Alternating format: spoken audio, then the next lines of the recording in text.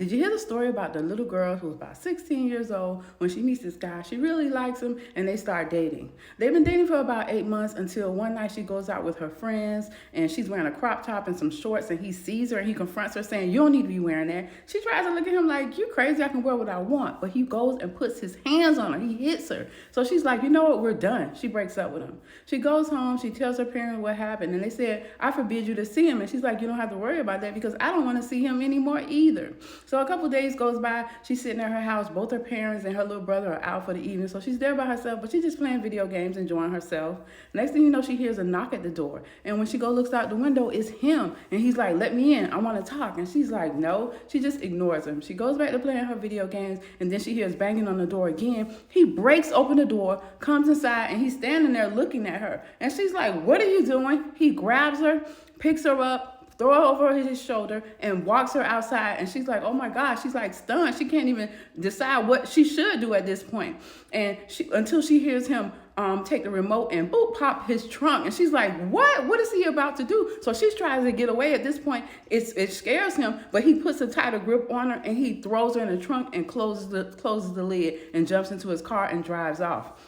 She's down in the trunk of his car. It's completely dark. It's hot and smelly. So she starts to try to kick the back seat in so she can get into the interior of the car. She's kicking and kicking and kicking, and finally she manages to break through. She crawls through into the back seat of the car, looks at him. He looks at her, and then he says, "Look, I just wanted to talk." She hops into the front seat of the car. Now, he's driving real fast and takes her about an hour and a half away to an old campsite. And he sits her down and he says, "We need to talk. I need to tell you how I feel." Well, she's sitting there and she's listening to him and explaining and looking at him. And she feels like, well, you know what? He's not such a bad guy. He's just misunderstood. So she tells him that she's hungry, and he's like, "Come on, let's go to Pizza Hut." He takes her to Pizza Hut, and while they're sitting there waiting for the pizza to get done, she's looking around like, wow, my parents probably don't even know I'm gone yet because nobody's looking at me strange. I don't have on no shoes or anything. Little does she know that when he was dragging her to the car and putting her in the trunk, the neighbor's kids saw it, and they did call the police. And the police alerted her mom, and her mom is rushing home to try to figure out where she is.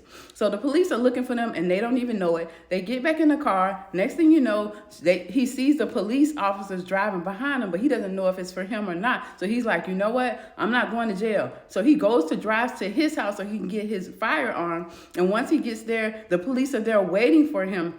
But he manages to elude them. He gets out of the way and gets back in the car, and they start chasing him. He's driving 90 to 95 miles an hour on the interstate, and she's in the front seat just looking at him, and it's a high-speed chase. She's like, wow, it's so much adrenaline. She's looking at the police, looking at him, looking at the police, looking at him, and she's getting excited. So she looks over him and she kisses him.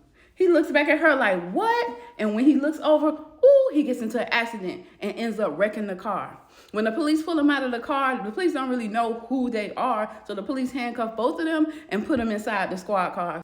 When they find out that it's the girl who had been reported being abducted, they remove her handcuffs and then send her back home to her parents. So after this, she's thinking about him. She's wondering how she's doing. She hears that he ends up going to prison for 4 years. During that prison term for those 4 years, she's visiting him. After visiting him during his entire 4-year sentence, he gets out. And she says, you know what? I think maybe I should give him another chance. Because honestly, ever since I met him, no one has been as passionate about me as he has.